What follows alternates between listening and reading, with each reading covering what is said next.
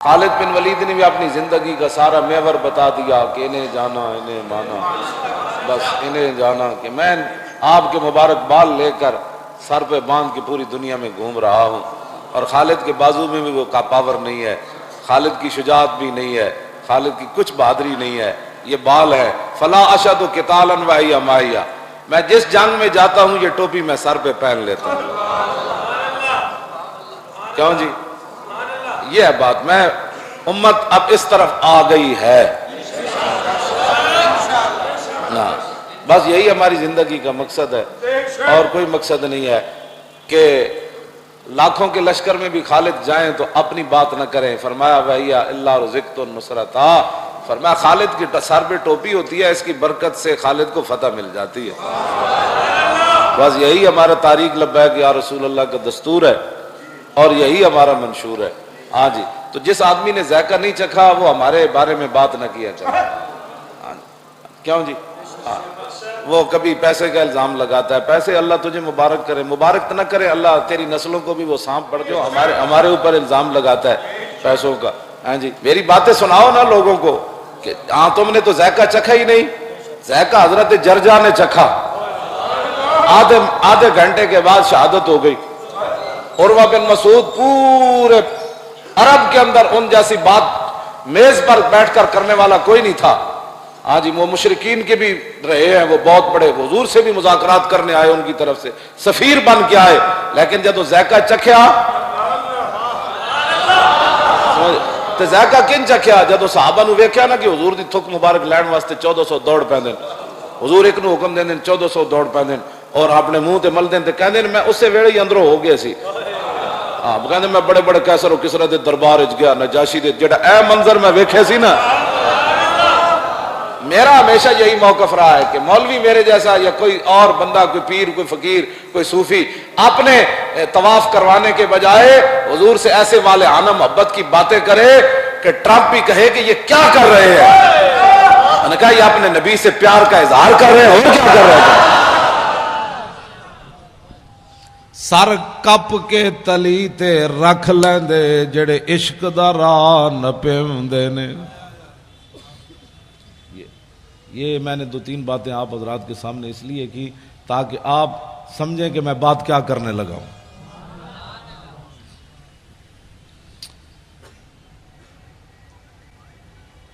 حجۃ الوداع کے موقع پر ہمارے آقا و مولا کے ساتھ 1,24,000 صحابہ موجود تھے۔ مولانا غلام غوث بغدادی صاحب، میں نے اس دفعہ نئی بات پڑھی ہے منگولوں کے کتوں کے بارے میں رمضان شریف میں۔ پہلے تو میں کہتا تھا نا وہ رسی کے ساتھ باندھا ہوا تھا، اب میں نے پڑھا کہ وہ زنجیر کے ساتھ باندھا ہوا تھا،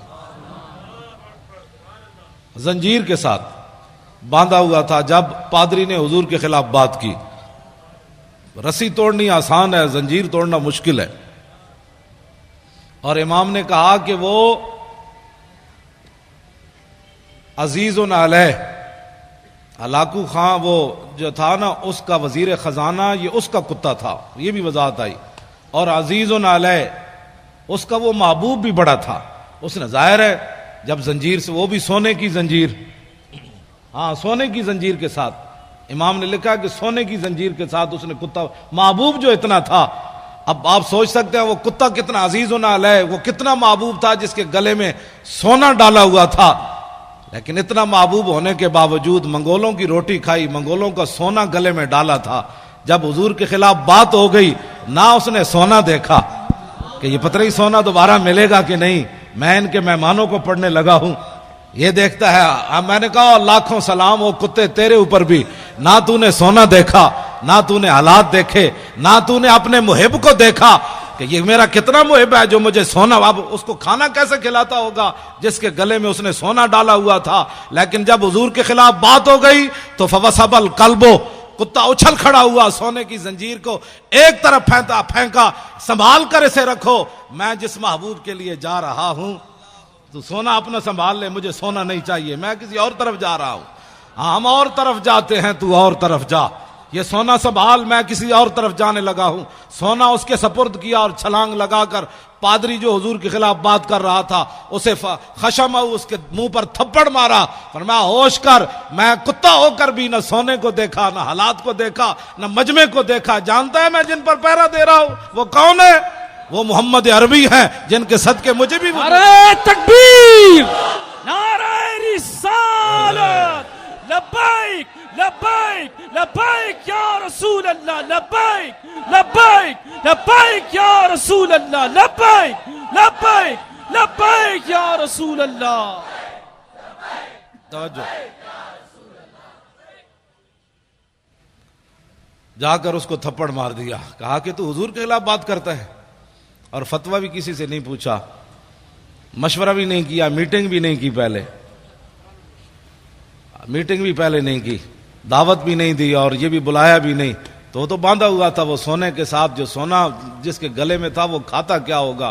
دودھ کھاتا ہوگا، مکھن، دودھ پیتا ہوگا، مکھن کھاتا ہوگا اور شہد کھاتا ہوگا۔ ظاہر ہے وہ ہلاکو خان کے وزیر کا کتا تھا، تو وہ کیسا وہ اس نے، لیکن اس نے جا کر تھپڑ مار دیا۔ اس نے کہا تو جانتا ہے، مجھے پتا ہے، میں کتا ہو کر بھی میں جب جان گیا تو کن کے خلاف بات کر رہا ہے۔ کتے کو بھی سمجھ آ گئی گستاخی کیا ہوتی ہے۔ کلمہ پڑھنے کے بعد علماء سے پوچھے یہ کیسے ہو گیا، گستاخی کیا ہوتی ہے؟ میں نے کہا کتے نے کسی سے فتویٰ پوچھا؟ تو کلمہ پڑھنے کے بعد تجھے پتہ نہیں ہے کہ حضور کی عزت کا مسئلہ کتنا حساس ہے؟ تو فتوے پوچھتا ہے لوگوں سے؟ کتے کو سمجھ آ گئی، تجھے 5 سال سمجھ نہیں آئی کہ حضور کی عزت کے قانون کو اس نے کالا کہا؟ یہ بات میں اس لیے کر رہا ہوں کہ ہر مسئلے میں جس طرح مولانا نے فرمایا کہ ہر بندے کو غصہ آتا ہے، اپنی ذات کے لیے آتا ہے، لیکن جب حضور کی بات آئے تو کہتے ہیں مولانا امن سے بات کرو، مولانا امن سے بات کرو۔ میں نے کہا اپنی ذات کا مسئلہ آیا، تجھے امن بھی بھول گیا، تمہیں شرافت بھی بھول گئی، تمہیں سنجیدگی بھی بھول گئی، تمہیں جناب متانت بھی بھول گئی، تمہیں ملکی قانون بھی بھول گیا، تمہیں رشتہ داری بھی بھول گئی۔ جب اپنی ذات کا مسئلہ آئے تو اتنا حساس ہے، تو جہاں ساری کائنات جو ہے وہ ختم ہو جاتی ہے وہاں تو فتوے پوچھتا ہے، اور وہاں تو کہتا ہے مولانا اتنی سخت بات نہیں ہونی چاہیے۔ تو بتا نا پھر کیا ہونا چاہیے، تو بتا پھر کیا ہونا چاہیے۔ توجہ، میں بات اگلی کرنے لگا ہوں۔ بولی نہیں بدلتی، ہاں بولی نہیں بدلتی۔ فاروق اعظم منافق نو ہی ماریا تے عمیر بن واب جدو صفوان بن امیہ نہ معاہدہ کیتا کہ میرا پتر کہہ دے، تے میں سنیا نبی علیہ الصلوۃ والسلام مدینہ منورہ میں حضور گلیوں میں خود تشریف لے جاتے ہیں، ساتھ محافظ کوئی نہیں ہوتا، تو میں اپنے بیٹے کے بہانے مدینہ منورہ جاتا ہوں، تو نے میرا قرض بھی ادا کرنا ہے، میرے بچوں کا خیال کرنا ہے، میں نعوذ باللہ جا کر حضور پر حملہ کر دوں گا۔ تو عمیر بن واب جب مدینہ منورہ میں اترا اپنی سواری سے، اس کے گلے میں تلوار تھی۔ فاروق اعظم باہر کھڑے تھے مسجد نبوی شریف کے، اور نبی علیہ السلام اندر جلوہ گر تھے، صحابہ بدر کا ہی ذکر کر رہے تھے۔ اتنی دیر میں حضرت عمر نے عمیر بن واب کو دیکھا، بعد میں یہ مسلمان ہو گئے، تو حضرت عمر نے دیکھ کر کیا فرمایا، کیا فرمایا؟ جو صحابہ قریب تھے فرمایا دونکم الکلب، فرمایا اس کتے کو پکڑو۔ اب حضرت عمر کو بھی تعذیب سکھانی پڑے گی۔ اب حضور پر ایک بندہ حملہ کرنے کے لیے آیا تو حضرت عمر کیا کہتے کہ اس کے گلے میں ہار ڈالو؟ آپ نے فرمایا دونکم الکلب، فرمایا اس کتے کو پکڑو، اس کے ارادے غلط ہیں۔ صحابہ گئے، اسے پکڑ لیا، اتنی دیر میں حضرت عمر بھی آ گئے۔ حضرت عمر نے بھی اس کو یہاں سے پکڑا اور پکڑ کر گھسیٹ کر دربار رسالت میں جا کر کہا کہ یہ غادر بھی ہے اور خبیث بھی ہے۔ ہاں، یہ دونوں لفظ حضرت وہ زبان ترجمان نبی، ہم زبان نبی۔ آج ہمیں کوئی لیا مطلب دکھانا چاہتے ہیں کہ جناب مولانا، میں نے کہا حضرت عمر نے بولی اور حضور کے سامنے جا کر کہا یہ غدار بھی ہے اور خبیث بھی ہے، باہر کتا بھی کہا، تو میرے آقا نے نہیں فرمایا عمر بیٹھ جاؤ، اتنے جذباتی نہیں ہوتے بندے، یہ آیا ہی ہے نا بیچارہ، اس کو کیا ہو گیا، بیٹھ جاؤ عمر، اتنی پریشانی والی کیا بات ہے، بولی تو بدلو، میرے سامنے اس کو غدار اور خبیث کہتے ہو۔ توجہ، میرے آقا و مولا نے عمیر بن واب کو فرمایا کیسے آئے ہو؟ کہا جی بچے کو ملنے کے لیے آیا ہوں۔ میرے آقا نے فرمایا یہ تلوار کیسی لائے ہو؟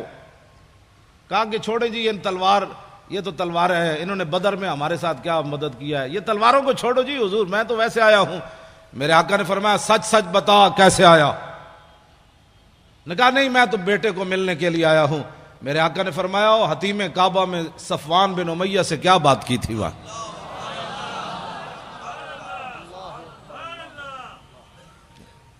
اسی وقت عمیر بن وہب کہنے لگے اشہد انک رسول اللہ وانک صادق.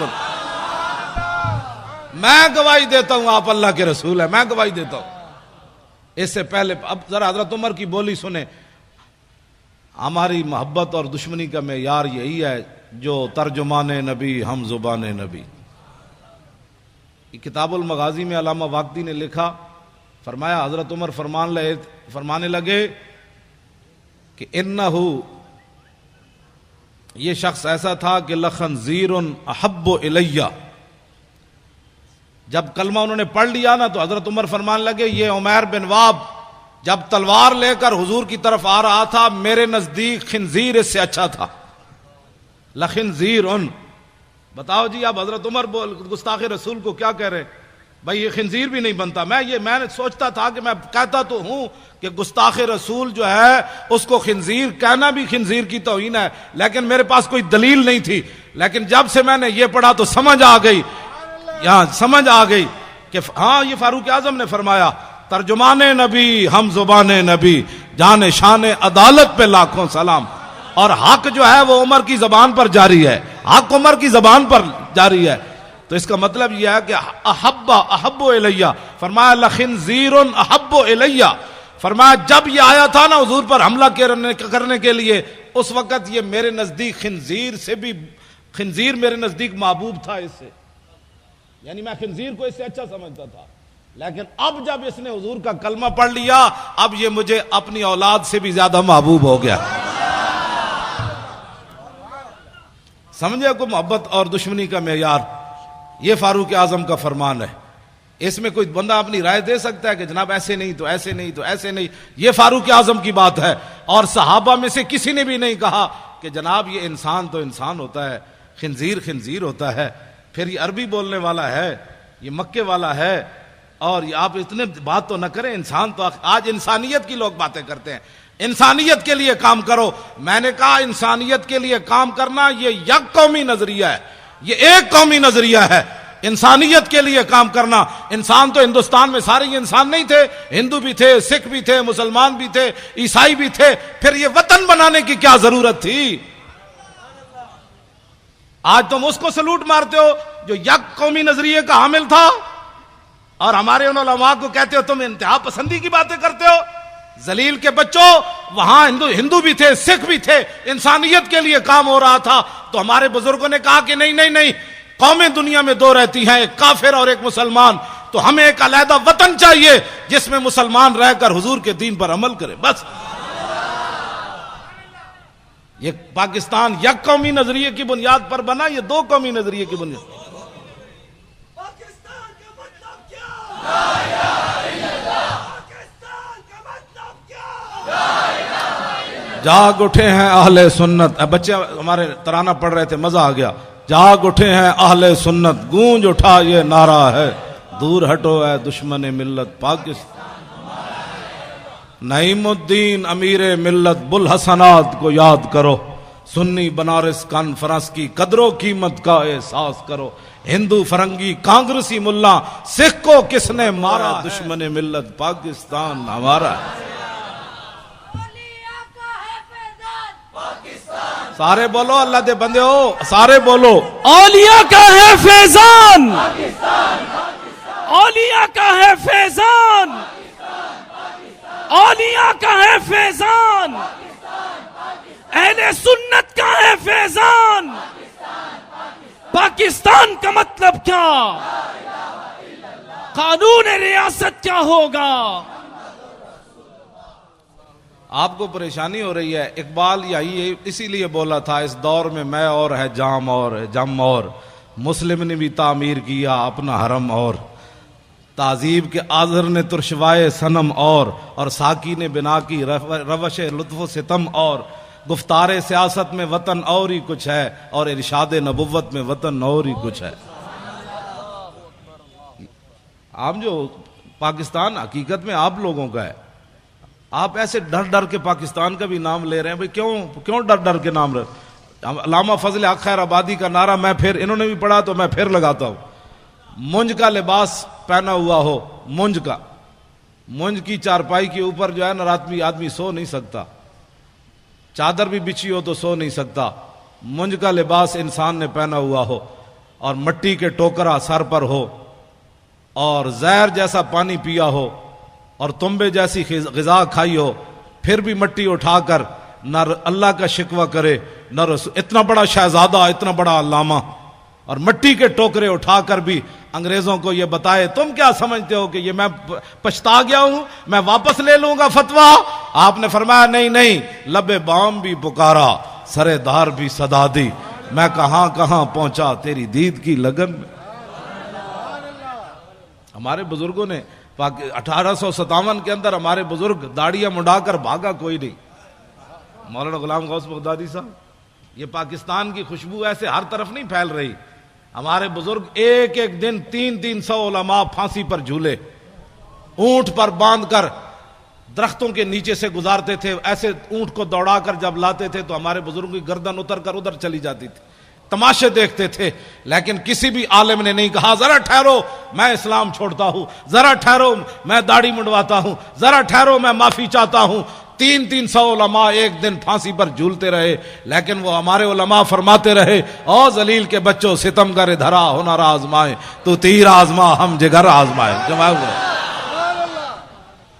اس لیے آج بھی پوری دنیا زور لگا رہی ہے، پاکستان کے اندر پوری دنیا زور لگا رہی ہے کہ پاکستان سے لبرلزم کی طرف چلا جائے، پاکستان میں فلاں چلا جائے، پاکستان میں عورتیں بھی بٹھا کر انہوں نے روزے کے مسائل عورتیں بتا رہی ہیں روزہ ایسے ٹوٹتا ہے ایسے جڑتا ہے، تو عورتیں بھی بٹھا دیں، کیبل بھی ساری ان کے قبضے میں دے دی، میڈیا بھی سارا ان کے قبضے میں دے دیا، علماء پر پابندیاں، ان پر دہشت گردی کے مقدمے، ان کی زبان بندیاں، مسجدوں سے سپیکر اتر گئے، کتابیں چھین لی، اور یہ سب کچھ کرنے کے بعد پاکستان پھر کسی کی آنکھ میں کیوں کھٹکتا ہے؟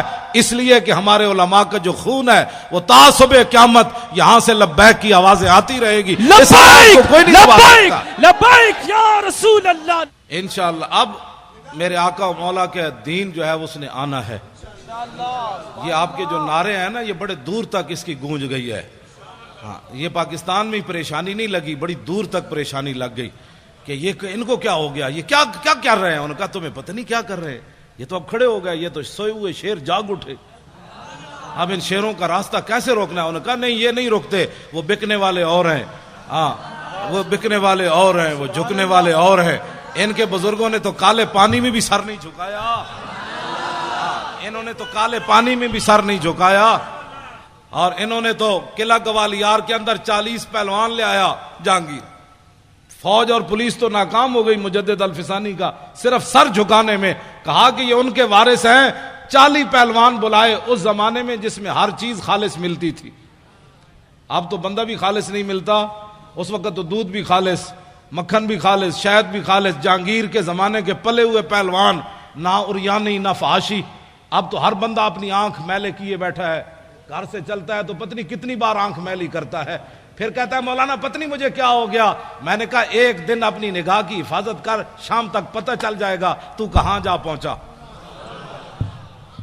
یہ کوئی معمولی بات نہیں ہے، انگریزوں کو پتہ تھا جب تک مسلمانوں کی آنکھیں میلی ہوتی رہے گی ان کو گرانا آسان ہے، جب ان کی آنکھیں میلی نہیں ہوں گی تو پھر یہ سمندروں میں بھی گھوڑے ڈال دیں گے، سمندر بھی ان کو پھر ایسا نظر آئے گا، ہاں جی پھر یہ کیسر و کسرا کے دروازے بھی جا کر کھڑکا دیں گے، کیونکہ ان کی آنکھیں بڑی پاکیزہ ہیں، کیونکہ ان کی آنکھوں میں کوئی چیز جچی کوئی نہیں، کوئی تصوری نہ ابھرا تیری تصویر کے بعد، اور ذہن خالی ہی رہا کاسہ سائل کی طرح، رخ دن ہے یا میرے سما یہ بھی نہیں وہ بھی نہیں، شب زلف یا مشک خطا یہ بھی نہیں وہ بھی نہیں، خورشید تھا کس زور پر کیا بڑھ کے چمکا تھا کمر، بے پردہ جب وہ رخ ہوا یہ بھی نہیں وہ بھی نہیں۔ تو ان کی آنکھوں آپ سمجھتے ہیں کوئی صحابہ کوئی لوہے کے بنے ہوئے تھے کہ کیسر و کسرا کے دروازے جا کھٹکھٹائے، ان کی آنکھوں میں کوئی چیز جچتی نہیں تھی۔ تو جب ساری رات بندہ کیبل دیکھے، ساری رات جو ہے وہ غلط کام دیکھے تو صبح اٹھ کر تو اس کو جاگ بھی نہیں آنی نماز کے لیے، لیکن جب رات وہ اس طرف کروٹ بدلے کہے لا الہ الا اللہ محمد الرسول اللہ، اس وقت طرف کروٹ بدلے کہے اعوذ باللہ من الشیطان الرجیم، تو شیطان کہے گا مجھے کیوں جوتے مارتے ہو، میں تمہیں جگاتا ہوں، اٹھو تہجد پڑھو، اٹھو تہجد پڑھو، کیا کرتے ہو مجھے تو آرام کر، لا الہ الا اللہ کیا کرتے ہو مجھے. تو جب ساری رات کیبلے دیکھنے والے کو کون جگائے گا؟ اس کو کیا پتا شرم و حیا کس بات کا نام ہے، اسے کیا پتا غیرت نام کس چیز کا نام ہے. تو اس واسطے یہ ساری چیزیں اب بند کرنی پڑیں گی. اب ایک ہی طرف چلنا ہے، لبیک کی طرف.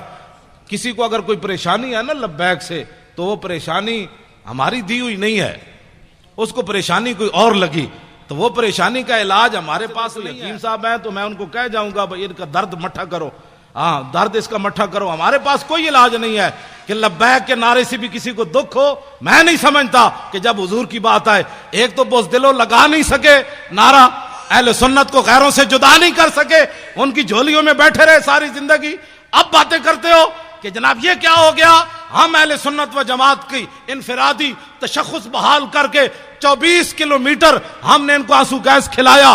آنسو گیس کھلانے کے بعد ربڑ کی گولیاں کھائیں، پھر 4 دن بھوکے رہ کر بھی 4 فٹ بلند ہو کر زمین سے کہتے تھے لبیک یا رسول اللہ، لبیک لبیک یا رسول اللہ، لبیک لبیک لبیک یا رسول اللہ، لبیک یہ منظر ہم نے پیدا کیا. رسول اللہ، لبیک لبیک لبیک یا رسول اللہ، لبیک لبیک لبیک یا رسول اللہ، لبیک لبیک لبیک یا رسول اللہ، لبیک لبیک لبیک یا رسول اللہ، لبیک لبیک لبیک یا رسول اللہ، لبیک لبیک لبیک یا رسول اللہ، لبیک لبیک لبیک یا رسول اللہ، لبیک لبیک لبیک یا رسول اللہ، لبیک لبیک لبیک یا رسول اللہ، لبیک لبیک لبیک لبیک یا رسول اللہ.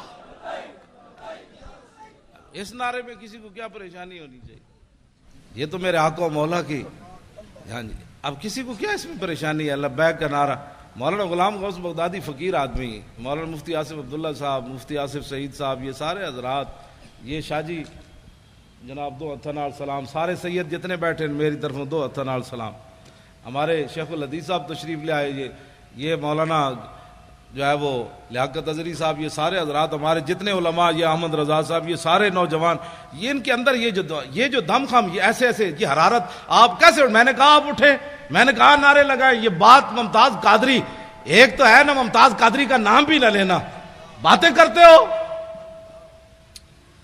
یہ بات ایسے سٹیج پر کبھی ہم نے کر دی نا تو پھر زندگی میں یاد رکھنا. ہم ویسے فقیر آدمی ہیں، بڑے مسکین آدمی ہیں، لیکن جب میرے آقا کی بات آئے تو میں نے تو ان وزیروں کو بھی کہا جو صوبائی وزیر بیٹھے ہوئے تھے مذاکرات میں، میں نے کہا تم ہمارے سائز کے آدمی نہیں ہو، تم ہمارے مقابل کے آدمی نہیں ہو.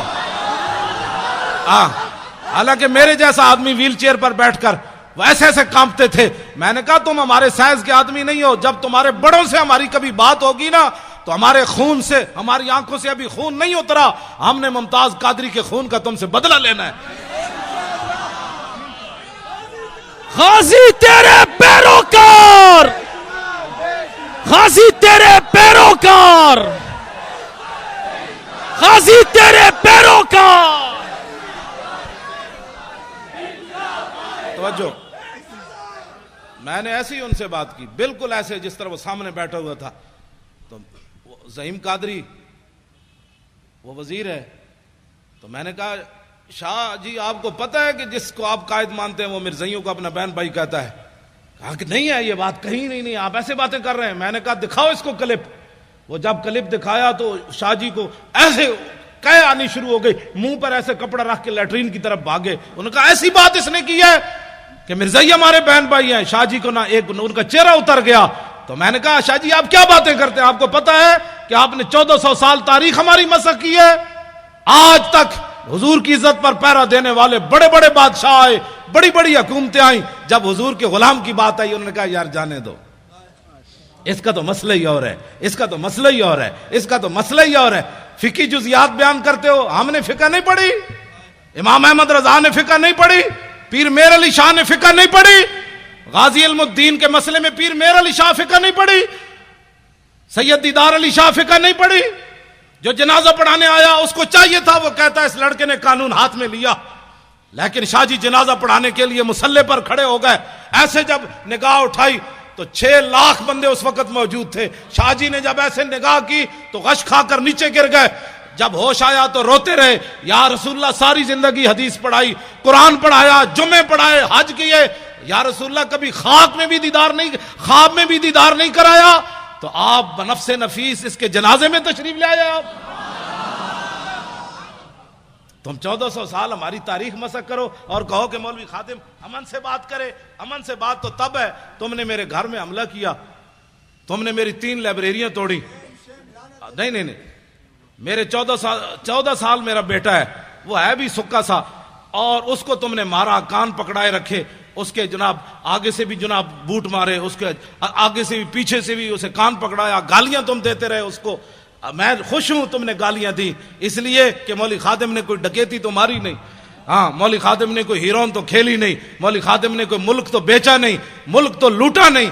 میرے بیٹے کو مارنے کی صرف وجہ یہ تھی کہ تاکہ اولاد تو آخر اولاد ہوتی ہے, بندے کو بزدل بنا دیتی ہے.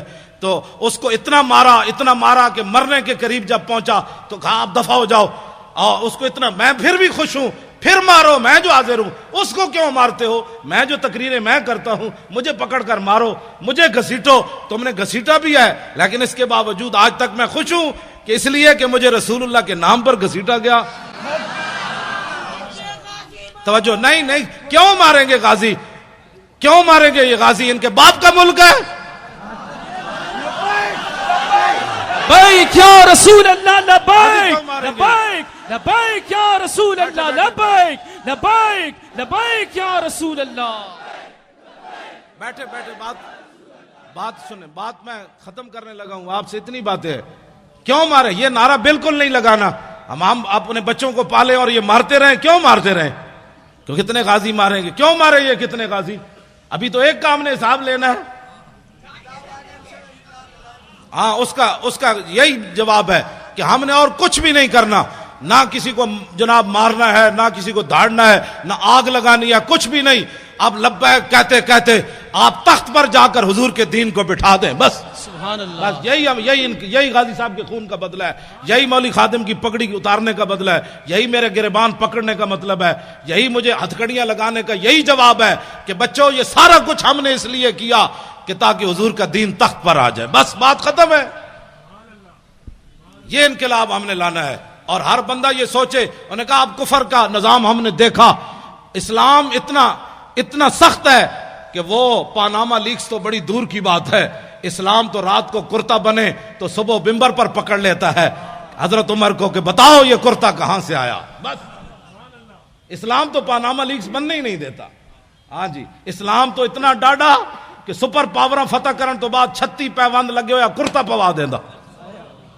اسلام اتنا سخت ہے کہ جب غریبوں کے بچے رو رہے ہو اسلام ہے تو وہ فاروق اعظم کی پیٹھ کے اوپر بوری اٹھوا کر غریبوں کے گھر پہنچے. اسلام تو اسلام ہے. ہم اس اسلام کی بات کر رہے ہیں. ہاں یہ اگر کوئی اس کی اور تشریح کرنا چاہتا ہے تو ہم اس کو نہیں مانتے. ہم اس اسلام کی تشریح ہم وہ اسلام لانا چاہتے ہیں کہ جس اسلام کے اندر سیدنا صدیق اکبر اپنے پہلے خطبے میں فرمائے, علماء اتنے سپیکروں میں کیا بیان کرتے ہیں, تمہاری اصلاح کرتے ہیں, تمہیں بتاتے ہیں کہ بندے کے بچے بنو, ایسے ظلم و ستم مت کرو. تم کہتے ہو علماء دہشت گردی کرتے ہیں, علماء سیاسی تقریر کرتے ہیں. اب حضرت صدیق اکبر کا خطبہ ہے ہی پورا سیاسی. ایھا الناس فإنی قد ولیت علیکم, فرماؤ لوگو میں تمہارا خلیفہ بنا دیا گیا ہوں. کیوں جی؟ آگے کیا فرمایا؟ فإن أحسنت فأعینونی وإن أسأت فقومونی. میں اگر اچھا کام کروں تو میری مدد کرنا. تو آپ کو حضور کی عزت کے لیے بناتے ہیں. مولانا غلام غوث بغدادی صاحب اچھا کام کرتے ہیں کہ نہیں؟ تو پھر آپ دکان نہیں بند کر سکتے. تو باتیں کرتے ہیں امریکہ کے مقابلے کی, باتیں کرتے ہیں کہ ہم نے افغانستان کو واپس لینا ہے, باتیں کرتے ہیں کہ عراق کے مسلمانوں کی ہم نے مدد کرنی ہے.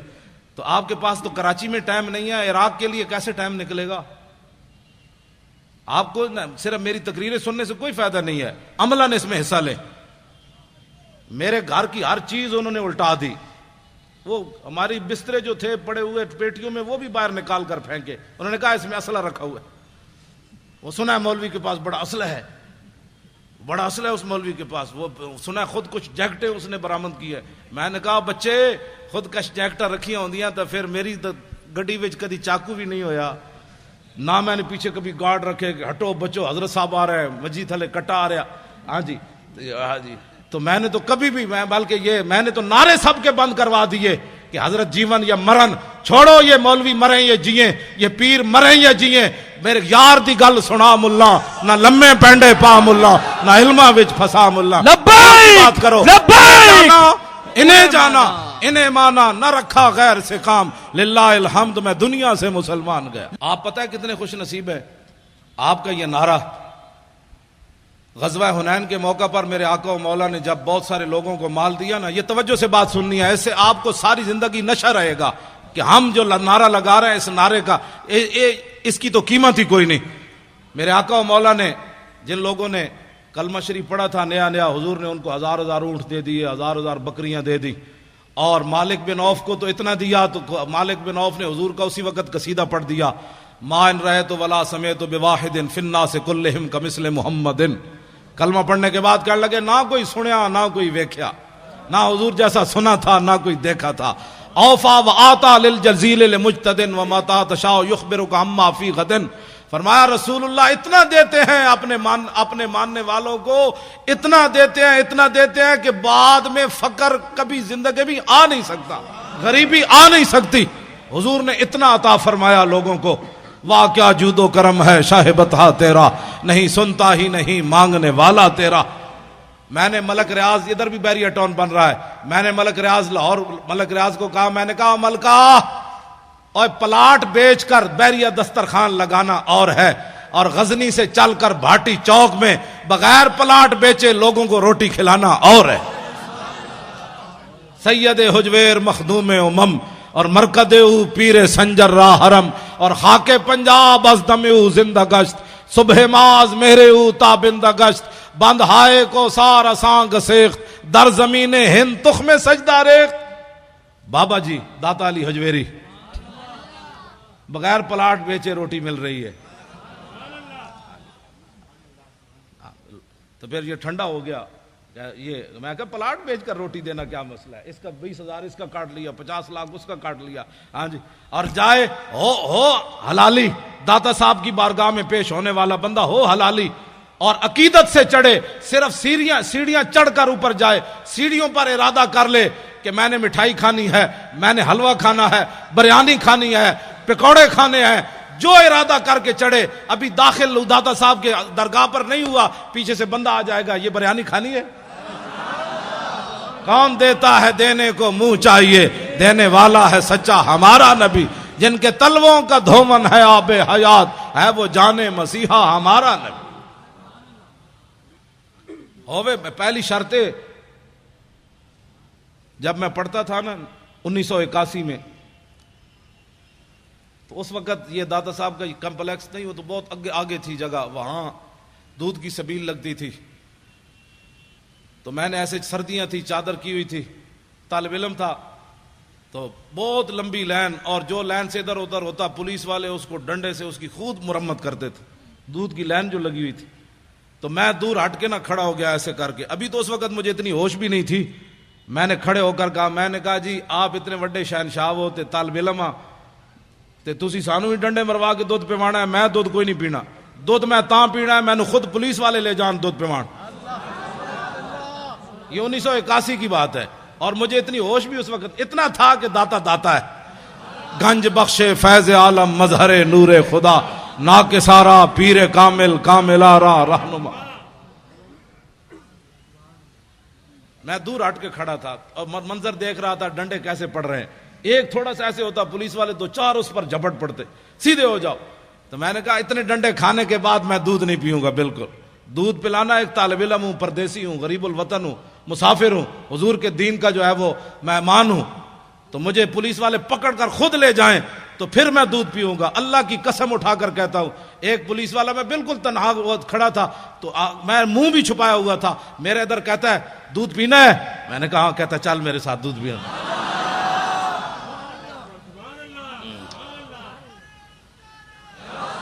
لیکن اندر بھی کوئی شے ہوئے. اندر بھی تو کوئی شے ہو نا. داتا صاحب علیہ رحمہ آپ نے وہاں جس طرف کھجورے ہیں نا کھجوریں، وہاں ایک انگریز کی قبر ہے، انگریز کی. اس انگریز کی قبر کی وجہ یہ ہے کہ یہ جو کہتے ہیں آؤ اللہ کی دین کی بات ہوگی، آخرت کی بات ہوگی، اللہ سے ڈرو، آخرت کا خیال کرو، تو جن کے صدقے سب کچھ ملا وہ جو نہ تھے تو کچھ نہ تھا، ان کی بات ہی کوئی نہیں. ان کے ہاتھ پر نہ لندن میں ایک بندہ مسلمان ہو گیا. جب وہ مسلمان ہوا انگریز تو کہنے لگا کہ مسلمان تو میں ہو گیا، لیکن میں نے قرآن پڑھا ہے کہ جناب سلیمان علیہ الصلوۃ والسلام کا ایک وزیر آصف بن برخیہ وہ تخت بلقیس اتنا بڑا اٹھا کر لایا آنکھ جھپکنے سے پہلے. یہ بتاؤ ایک بندے کے اندر وہ پاور کہاں سے آئی، کیسے کس پاور سے وہ لایا؟ اب یہ تو نبی کی پاور نہیں مانتے، آصف بن برخیہ کی پاور کس نے مان لی ہے؟ ہنسنے والی بات نہیں، یہ رونے والی بات. یہ تو لوگوں کو کہتے ہیں نہیں کوئی کچھ نہیں کر سکتا. انگریز نے کہا میں نے تمہارا قرآن پڑھا اب تو میں بھی مسلمان ہو گیا. بتاؤ وہ آصف بن برخیہ انسان ہو کر کس پاور سے لایا آنکھ جھپکنے سے پہلے اتنا بڑا تخت؟ انہوں نے اگر مگر کی، اور کہنے لگا کہ اگر مگر نہ کرو میں نے جواب دو. جواب ان کے پاس تھا ہی نہیں. تو انگریز کہنے لگا بات یہ ہے کہ میں مسلمان تو ہو گیا لیکن اب میں کافر نہیں ہوتا دوبارہ، لیکن میرا یہ قرض ہے اسلام پر، مجھے اس کا جواب چاہیے. اب وہ بیچارے وہ لوٹے بسترے اٹھائے پھرتا رہا دین کی خدمت کے لیے. پھر لاہور آیا، پھر لاہور کبھی یہ کدھر لے جائیں کبھی کدھر لے جائیں، یہ بارڈر دیکھو، یہ فلاں دیکھو، یہ فلاں دیکھو. اس نے کہا مینو مینار پاکستان نہ وکھاؤ، مینو دسو آصف بن برخیہ کیویں لے آیا تھا، میں وابٹا ہاؤس ویکھن نہیں آیا، مجھے بتاؤ کیسے. لیکن جب وہ مینار پاکستان سے واپس اسے لے جا رہے تھے تو دادا صاحب کے قریب سے گزرا. پردوں میں چھپا ہو تو چشم بینا دیکھ لیتی ہے، اور زمانے کی طبیعت کا تقاضا دیکھ لیتی ہے. انوکھی وضع سارے زمانے سے نرالے ہیں، الہی